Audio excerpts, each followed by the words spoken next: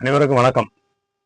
அன்பு astrology channel வழங்கும் அன்பே யோகம் நிகழ்ச்சியில் இன்று நாம் 2026 இந்த மார்ச் மாதத்தில் நடைபெறும் சனிப்பெயர்ச்சி பலன்களை பற்றி விரிவாக பார்ப்போம் நண்பர்கள்.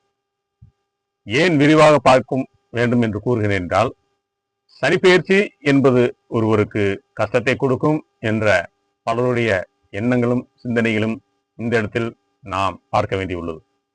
உண்மையில் அப்படி அல்ல. சனி பகவான் என்பவர் ஒரு போலீஸ் போன்று. சனி பகவான் என்பவர் நாம் செய்த கர்ம வினைகளை கரைக்கக்கூடியவர். சனி பகவான் என்பவர் நமக்கு பித்தளை, அலுமினியம் எல்லாம் கலந்த தங்கமாக இல்லாமல் சுத்தமான தங்கமாக நம்மளை மாற்றுபவர். இதுதான் உண்மை. அப்படி நமக்கு நன்மை செய்வதற்காக அவர் எடுக்கும் ஒவ்வொரு காரியங்களும் நமக்கு ஒரு பாடத்தையும் அனுபவத்தையும் தரும் நண்பர்களே. அவரால் என்ன ஆகும் என்றால், நமக்கு அது கஷ்டம் என்று, துன்பம் என்றும் வருந்துகிறோம். ஆனால் நம்மை ஒரு சுத்தமான புடம் போட்ட தங்கம் போல் அது மாற்றி விடுவார்.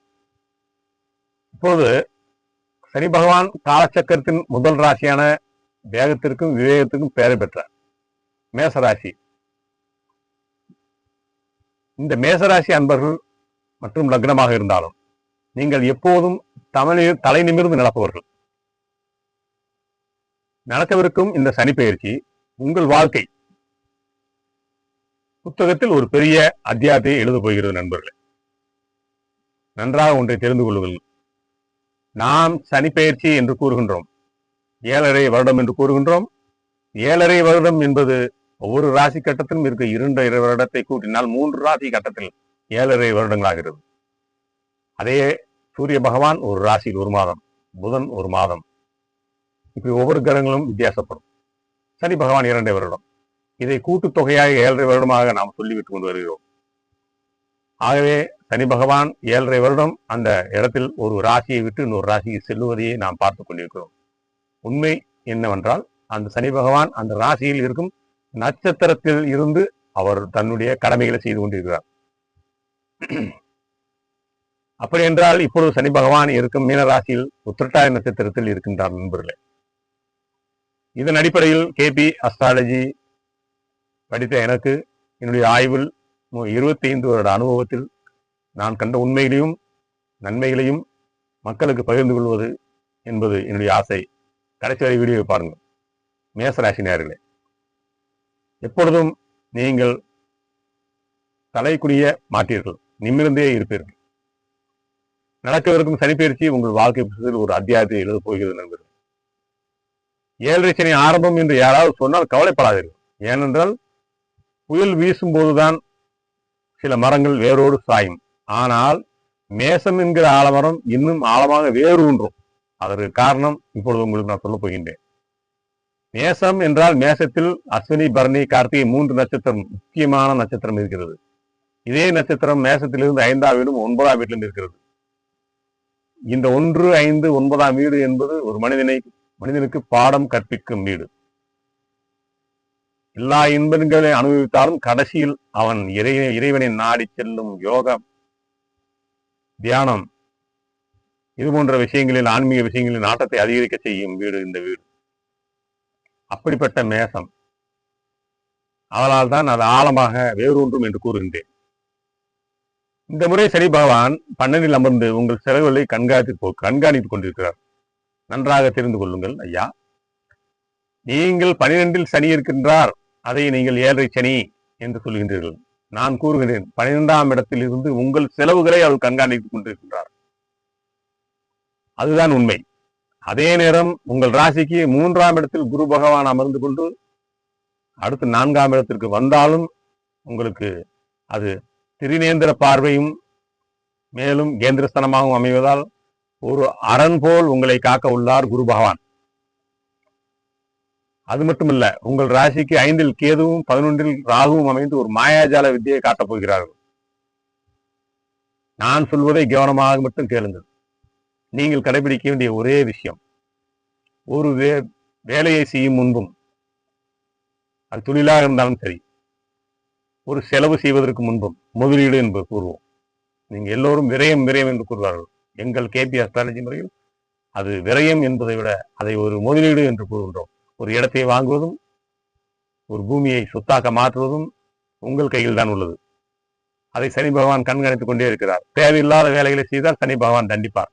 நீங்கள் தேவையான ஒரு இடத்தை வாங்கி போடுங்கள், ஒரு பொன்பொருளை வாங்குங்கள், அவசியம் அவர் ஒன்றும் செய்ய மாட்டார். அது உங்களுக்கு சொத்தாக மாறிவிடும். அது இந்த சனி பயிற்சியில் உங்களுக்கு நடக்கும், உறுதியாக சொல்கிறேன். முதலில் உங்கள் லக்னம், உங்கள் உடல் மற்றும் கௌரவம், இந்த ராசியை லக்னமாக எடுத்துக்கொண்டால் 12 சனி அலைச்சலை தந்தாலும் குருவின் பார்வை உங்களுக்கு உங்கள் முகத்தில் ஒரு தேஜஸை கொடுக்கும் நண்பர்கள். ஆகவே நீங்கள் ஒருபோதும் கவலைப்பட தேவையில்லை. ஏனென்றால் உங்களுக்கு என்னை யாராலும் வீழ்த்த முடியாது என்கிற அந்த தன்மைக்கு தான் மேசத்தின் பலம். அதாவது மேசம் என்றால் செவ்வாய். செவ்வாய் என்பது இருக்கும் கிரகங்களே மனோதைரியம் மிக்கவர்.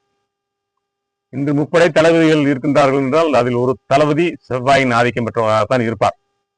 அது தரைப்படையாக இருக்கும் நண்பர்கள். ஆனால் தான் உங்களுக்கு மட்டும் கொஞ்சம் கோபம் வருகிறது. உங்களுக்கு அதில் சிறு பயமில்லாத தன்மையும் ஏற்படுகிறது.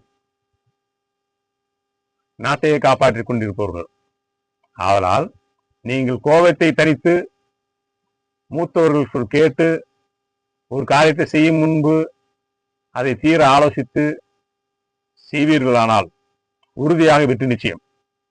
ஏனென்றால் மேசத்திற்கு 7வது வீடு சுக்கிரனுடைய வீடு, காலச்சக்கரத்துக்கும் அது 7வது வீடு, உங்கள் லக்னத்திற்கும் 7வது வீடு. அது சுக்கிரன் என்பது யார்?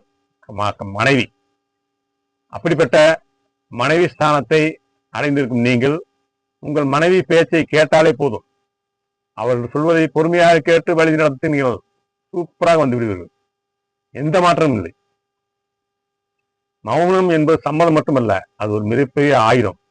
அதை ஒருபோதும் மறக்கக்கூடாது. நீங்கள் பேச்சை குறைத்தால் குடும்பமே மகிழ்ச்சியாக இருக்கும் நண்பர்களே. தனஸ்தானம் குடும்பம் என்பது கையில் பணத்தை வைத்திருந்தால் கரைந்துவிடும். அதனால் அதை ஒரு கல்லாகவோ மண்ணாகவோ மாற்றுங்கள் என்று பெரியவர்கள் சொல்வார்கள். வேறொன்றும் இல்லை, பூமியை இடத்தை வாங்கி போடுங்கள் இருந்தால். மேலும் உங்கள் ராசிக்கு 3ஆம் இடம் தைரியம் வீரியஸ்தானம். அங்கே குரு அமர்ந்து கொண்டிருக்கிறார். உங்களே ஒரு சிங்கத்தை போல செயல்பட வைப்பார் நண்பர்களே. அதே சமயம் 5இல் இருக்கும் கேது பகவான் உங்களுக்கு ஒரு ஞானத்தை தருவார். யார் நமக்கு புண்ணியம் செய்தவர்கள், யார் நம்மை பயன்படுத்திக் கொண்டவர்கள் என்கிற உண்மையை அந்த கேது பகவான் உங்களுக்கு தோலிருத்து காட்டுவார். உங்களுக்கு இந்த சனி பெயர்ச்சி என்பது ஒரு படிப்பினை, ஒரு கற்றுக் கொடுக்கும் பாடம், ஒரு குரு என்று சொல்லலாம். பிள்ளைகளின் விஷயத்தில் சின்ன சின்ன கவலைகள் வந்தாலும் கேது உங்களை ஆன்மீக பாதையில் அழைத்து சென்று மன அமைதியை தருவார் நண்பர்களே. சுத்து சுகம் என்பது 4வது வீடு. சனி 12இல் இருப்பதால் வீட்டை புதுப்பிக்கலாம் அல்லது பழைய வாகனத்தை கொடுத்துட்டு புதிய வாகனம் வாங்கலாம் நண்பர்களே. இது சுபவிரயம் என்று கூறுவார்கள். தாயாரின் ஆசையால் உங்களுக்கு நன்மை கிட்டும். 6ஆம் பாவம் என்பது வீடு என்பது கடன், நோய், எதிரி, ருணரோக சத்துருஸ்தானம் என்று கூறுவார்கள். அதே இடம்தான் வெற்றி ஸ்தானமும் கூட உங்களுக்கு மற்ற ராசிக்காரர்களுக்கு மாறும். ஆகவே 11இல் ராகு பகவான் உங்கள் எதிரிகளை துவம்சம் செய்வார். ராகு 11இல் இருந்ததால் எதிர்பாராத யோகம் என்று அர்த்தம். அரசு துறையோ தனியார் துறையோ மேலிடத்தின் ஆதரவு உங்களுக்கு கிடைக்கும். வெளிநாடு செல்ல காத்திருப்பவர்களுக்கு ராகு பகவான் சிவப்பு கம்பளம் விருத்து வரவேற்பார் நண்பர்கள். உங்கள் களத்திரஸ்தானமான 7வது வீட்டை குரு பார்ப்பதால் வாழ்க்கை துணையின் ஆதரவு மிகப்பெரிய மழையாக உங்களுக்கு பின்னால் இருந்து செயல்படும். இதழ் போல தொடரும் மனைவி அமைவதால் நிஜத்தில் தோல்வியே கிடையாது. கூட்டு தொழிலில் லாபம் இருக்கும். இருப்பினும் ஒன்றை மட்டும் நினைவில் வைத்துக் கொள்ளுங்கள். ஒரு விஷயத்தை 2 முறை யோசித்துக் கொள்ளுங்கள். பிறகு பேச்சை குறைத்துக் கொள்ளுங்கள். பிறகு நீங்கள் உங்கள் கோபத்தை குறைத்துக் கொள்ளுங்கள்.